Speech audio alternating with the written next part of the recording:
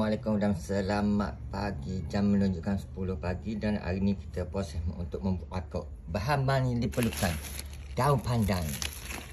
Ni orang panggil sate ni. Sate ni setengah kilo. Ni kita buat setengah kilo juga. Ni setengah kilo juga. Dan gandum. Maknanya gandum ni sate kena lebih, baru berlemuk, baru manis molek. Kita nak letak gandum, gula, misir, garam, dan orang kata garam ni cukup rasa lah, biar ada rasa-rasa. Baru putih ni kita nak goreng pun air ni. Nak goreng ni. Warna ni kita nak buat kasui gedi. Yang mana ingin try akok auditor paling sedap, DM sekarang, okey? Yang terbaik, Zaz.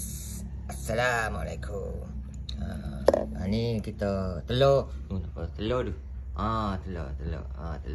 kita guna triple A.